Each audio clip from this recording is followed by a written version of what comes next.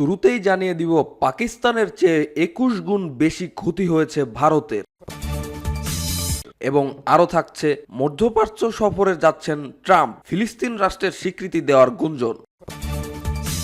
এবং আরও জানিয়ে দিব পাকিস্তান কখনো যুদ্ধবিরতির জন্য অনুরোধ জানায়নি।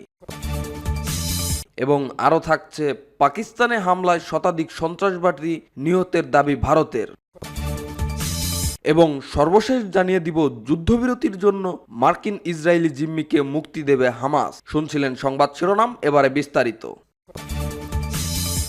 গত ৭ মে রাত ১:০৫ ভারতীয় বিমান বাহিনী অপারেশন সিন্দুর শুরু করে। এই অভিযানে তারা পাকিস্তানের ভেতরে ৯টি বেসামরিক স্থানে হামলা চালায়। হামলাটি ২৩ মিনিট ধরে চলে। এতে ব্যবহৃত হয় ফরাসি যুদ্ধবিমান রাফাল বিমান থেকে ছোড়া হয় দূরপাল্লার ক্রুজ ক্ষেপণাস্ত্র ও নির্ভুল গ্লাইড বোমা। এরপর ৭ মে থেকে ১০ মে পর্যন্ত ভারত বিভিন্ন ড্রোন ব্যবহার করে। এসব ড্রোন পাকিস্তানের বিমান প্রতিরক্ষা খুঁটিয়ে দেখে। ভারতীয় ড্রোনগুলো ছিল ইসরায়েলি ও ভারতীয় প্রযুক্তির। এগুলো শুধু লক্ষ্যবস্তুতেই আঘাত করেনি, রাডার এবং ক্ষেপণাস্ত্র প্রতিক্রিয়াও বিশ্লেষণ করেছে। এর মাধ্যমে পাকিস্তানের দুর্বলতা খোঁজা হয়। এ সময় পাকিস্তান পাল্টা সামরিক জবাব দেয়। তাদের বিমান বাহিনী, সেনাবাহিনী ও ক্ষেপণাস্ত্র ইউনিট একযোগে কাজ করে। তারা তাদের প্রধান যুদ্ধ বিমান হিসাবে চীনের তৈরি জে-10 বিমান ব্যবহার করেন। এই বিমান সংযুক্ত ছিল আধুনিক মিসাইল ও ইলেকট্রনিক প্রতিরক্ষা ব্যবস্থা। ৭ মে রাত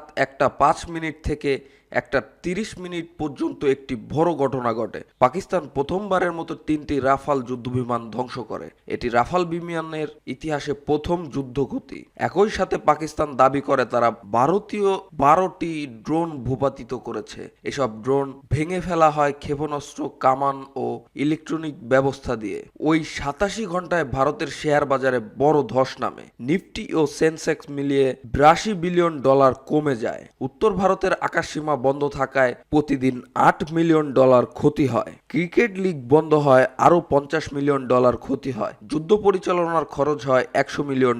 যুদ্ধবিমান হারিয়ে ক্ষতি হয় $৪০০ মিলিয়ন। কার্গো ও পণ্য পরিবহন ব্যাহত হয়ে ক্ষতি হয় $২ বিলিয়ন। সব মিলিয়ে ভারতের ক্ষতি দাঁড়ায় $৮৩ বিলিয়ন।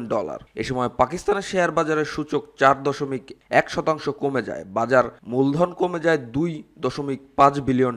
ক্রিকেট লিগ বন্ধ হয়ে $১০ মিলিয়ন ক্ষতি হয়। আকাশসীমা বন্ধ থাকায় বিমান চলাচলে ক্ষতি হয় $২০ মিলিয়ন। সামরিক খরচ ছিল প্রতিদিন $২৫ মিলিয়ন। ড্রোন ও ক্ষেপণাস্ত্র অভিযানেই খরচ হয় $৩০ কোটি। বিনিয়োগকারীদের আস্থা কমে যায়, বিদেশি বিনিয়োগে প্রভাব পড়ে। পাকিস্তানের মোট ক্ষতি দাঁড়ায় প্রায় $৪ বিলিয়ন। এই যুদ্ধ শুধু আকাশেই ছিল না, এটি শেয়ার বাজার কাঁপিয়ে দিয়েছে, অর্থনীতি ভেঙে দিয়েছে। পরাশক্তির অবিনাশ ভাবমূর্তিও ভেঙে পড়েছে। প্রতি ঘন্টায় $১ বিলিয়ন ক্ষতি হয়েছে। যুদ্ধ দেখিয়ে দিয়েছে যে আজকে দিনে যুদ্ধের খরচ শুধু বিমান, ক্ষেপণাস্ত্র আর ড্রোনে সীমাবদ্ধ নয়। এটি শেয়ার বাজার, মুদ্রার মান, পণ্য সরবরাহ, বাণিজ্যিক উড়ান ও বিদেশি বিনিয়োগেও প্রভাব ফেলে।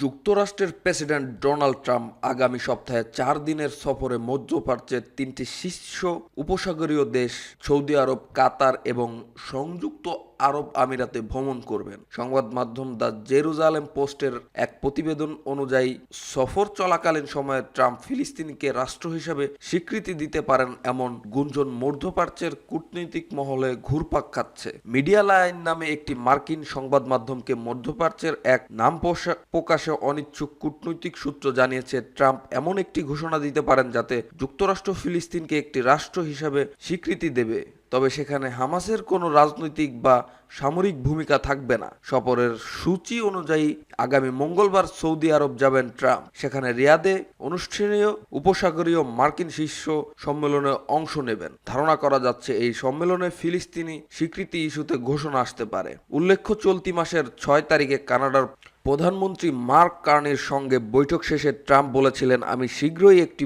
বড় ঘোষণা দিব। সেই মন্তব্যের পর থেকেই তার মধ্যপ্রাচ্যের সফর ঘিরে নানা ধরনের জল্পনা তৈরি হয়েছে। বিশ্লেষকদের মতে ফিলিস্তিন রাষ্ট্র হিসাবে স্বীকৃতি এলে তা হবে ট্রাম্প প্রশাসনের মধ্যপ্রাচ্যের নীতিতে একটি বড় ধরনের পরিবর্তন। পাশাপাশি ২০২০ সালে সই হওয়া আব্রাহাম চুক্তির আওতায় ইসরায়েলের সঙ্গে আরব রাষ্ট্রগুলোর সম্পর্ক স্বাভাবিকরণ প্রক্রিয়ায় পুনরায় গতি পেতে পারে। তবে এই বিষয়ে ভিন্নমত প্রকাশ করেছেন যুক্তরাষ্ট্রের নিযুক্ত ইসরায়েলের রাষ্ট্রদূত মাইক হুকাবি। তিনি এক্সে দেওয়া এক পোস্টে বলেন, ফিলিস্তিনকে স্বীকৃতি দেওয়া বিষয়টি ভিত্তিহীন ও কাল্পনিক। ট্রাম্পের সৌদি সফরের পর তিনি কাতার ও সংযুক্ত আরব আমিরাত সফর করবেন। সফরের অংশ হিসাবে যুক্তরাষ্ট্র এবং উপসাগরীয় দেশগুলোর মধ্যে নিরাপত্তা, প্রতিরক্ষা, প্রযুক্তি ও বাণিজ্যিক খাতে বিভিন্ন চুক্তি ও সমঝোতা স্বাক্ষর সই হওয়ার সম্ভাবনাও রয়েছে।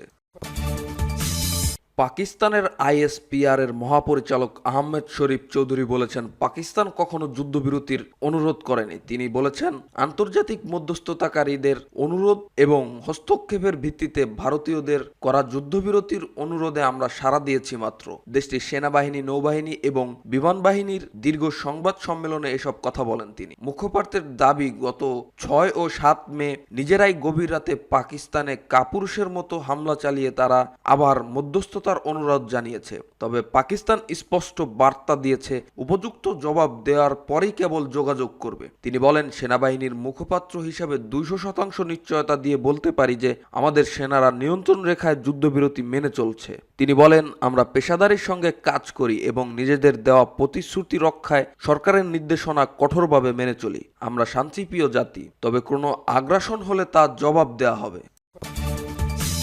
পাকিস্তান নিয়ন্ত্রিত কাশ্মীর ও দেশটির অন্যান্য অংশে সাম্প্রতিক সেনা অভিযানে শীর্ষস্থানীয় নেতাসহ শতাধিক সন্ত্রাসবাদী নিহত হয়েছেন বলে দাবি করেছে ভারত। রবিবার 11 মে দিল্লিতে এক সংবাদ সম্মেলনে এই তথ্য জানিয়েছেন ভারতের সামরিক কার্যক্রমের মহাপরিচালক লেফটেন্যান্ট জেনারেল রাজীব গাই। তিনি জানান, পাকিস্তানের 9টি জঙ্গি ঘাঁটি ও প্রশিক্ষণ কেন্দ্র লক্ষ্য করে হামলা চালিয়েছে ভারতীয় বাহিনী। হামলায় লক্ষ্যবস্তুর মধ্যে লস্কর-ই-তৈবার ঘাঁটিতেও ছিল বলে উল্লেখ করেন তিনি।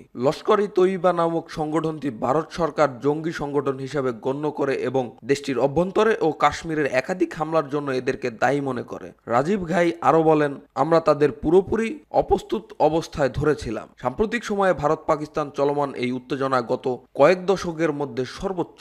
গত 22 এপ্রিল ভারত অধিকৃত কাশ্মীরে হামলা চালিয়ে 26 পর্যটককে হত্যা করে সন্ত্রাসীরা। এই ঘটনাকে কেন্দ্র করেই মুখোমুখি অবস্থানে দাঁড়ায় চিরবৈরী এই দুই শত্রু প্রতিবেশী দেশ। এই হত্যাকাণ্ডের জন্য পাকিস্তানকে দায়ী করেছে ভারত, তবে ইসলামাবাদ তা অস্বীকার করেছে। পরবর্তীতে দুই পক্ষেই একে অপরকে কূটনীতিক ও নাগরিকদের নিজেদের দেশ থেকে বহিষ্কার করেছে। পাশাপাশি সীমান্ত ও আকাশ বন্ধ করে দেওয়ার ঘোষণা দেয়। এরপর গত 6 মে দিবাগত রাত পাকিস্তানের ক্ষেপণাস্ত্র হামলা চালায় ভারত। এতে পরিস্থিতি আরও খারাপের দিকে যেতে শুরু করলে যুক্তরাষ্ট্রের মধ্যস্থতায় শনিবার 10 মে যুদ্ধবিরতিতে সম্মত হয় ভারত পাকিস্তান। যুদ্ধবিরতির শর্ত অনুযায়ী উভয় দেশ স্থল, জল এবং আকাশপথে সব ধরনের সামরিক তৎপরতা বন্ধ রাখতে রাজি হয়। যুদ্ধবিরতি চুক্তিতে পৌঁছানোর প্রচেষ্টার অংশ হিসেবে ইসরায়েলি আমেরিকান জিম্মি অ্যাডান আলেকজান্ডারকে মুক্তি দিতে চায় হামাস। অ্যাডান আলেকজান্ডারকে গাজায় মার্কিন নাগরিকত্বের শেষ জীবিত বন্দী বলে মনে করা হচ্ছে। মঙ্গলবার মার্কিন প্রেসিডেন্ট ডোনাল্ড ট্রাম্পের মধ্যপ্রাচ্য সফরের আগে এই সিদ্ধান্ত নেওয়া হয়েছে। হামাস জানিয়েছে যে মানবিক সহায়তার প্রবেশের জন্য একটি চুক্তি সহজতর করার জন্য এটি করা হয়েছিল। গাজা 70 দিন ধরে ইসরায়েলি অবরোধের অধীনে রয়েছে। এর আগে হামাসের একজন জ্যেষ্ঠ কর্মকর্তা বিবিসিকে বলেছিলেন, ফিলিস্তিনি সশস্ত্র গোষ্ঠী কাতারে মার্কিন প্রশাসনের একজন কর্মকর্তার সঙ্গে সরাসরি আলোচনা করেছে। ইসরায়েলি প্রধানমন্ত্রীর কার্যালয় জানিয়েছে, আলেকজান্ডারকে মুক্তি দেওয়ার জন্য হামাস তাদের ইচ্ছার কথা আমেরিকা এবং ইসরায়েলকে জানিয়েছে। হামাসের বিবৃতিতে 21 বছর বয়সী আলেকজান্ডারকে কখন মুক্তি দেওয়া হবে বলে তা উল্লেখ করা হয়নি, তবে 48 ঘন্টার মধ্যে তা বলে দেওয়া হবে বলে মনে করা হচ্ছে। তেল আবিবে জন্মগ্রহণকারী কিন্তু নিউ জার্সিতে বেড়ে ওঠা আলেকজান্ডার গাজার সীমান্তে একটি অভিজাত পদাতিক ইউনিটে কর্মরত ছিলেন। 7 অক্টোবরের হামলায় হামাস তাকে ধরে নিয়ে যায়।